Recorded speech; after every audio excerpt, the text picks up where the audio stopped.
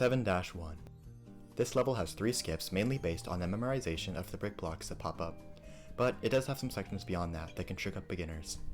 The first cloud skip is the trickiest, and how well you set up your glide directly affects how you need to updraft onto the waddlewing way more than people realize. So let's start from the beginning. After fast excelling, the initial movement doesn't really matter until you reach the cloud. Because the cloud moves to the right, you'll run faster when you're on top of it, so try to stay on for as long as you can. After you reach the end of the cloud, there are a few different ways of doing this next part, but the one I consider the best is one that Okusan found. Basically, you just do a full jump and glide. You can store your glide past the brick blocks until you are a bit before the piranha plant, where you want to updraft and then fast excel. While you can glide through these blocks without this slow updraft, we slow ourselves down intentionally so that the piranha plant to our right will retract and give us space to glide whenever we want, which is very important for later.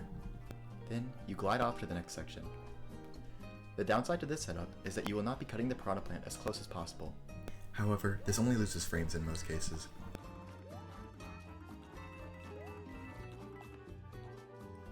The time that you glide off of these bricks dictates the timing that you'll need to updraft when the waddlewing comes in from the right.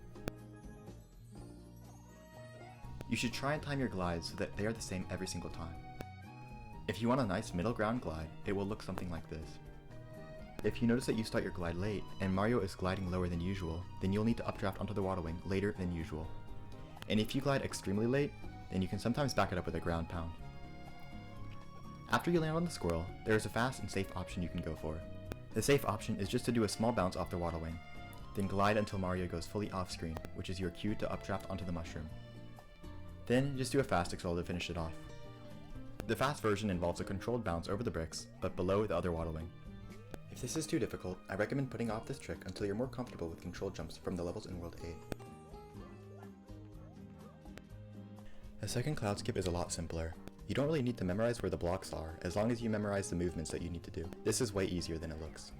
After doing either a pipe kick or fast excel, hold jump to store your glide over onto the cloud.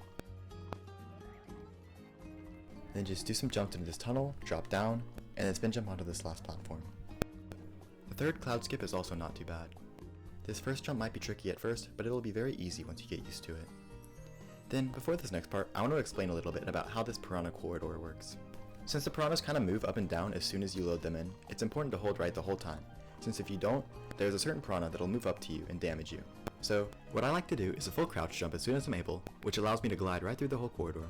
It is pretty lenient, and even if you crouch jump too early, you can just drop down and updraft onto the semi-solid, then store glide all the way until the end. However, what some other runners do is they wait a bit, then do a controlled jump by intuition, which allows them to also glide all the way until the end. Both strategies are pretty lenient, so as long as you understand the limits of each of them, you should be fine with either strategy. After that, you can just drop down, updraft, and fast excel. And that's pretty much the whole level. If you do the safe strat for the first cloud, you should get 335, and if you do the harder first cloud skip, you should get 336, so try and use that as a benchmark for what you're going for. Remember, if you're on pace for a 333, you want to wait out the double digits. But yeah, that's about it. Also, don't do the waddlewing turnaround, it's fraud.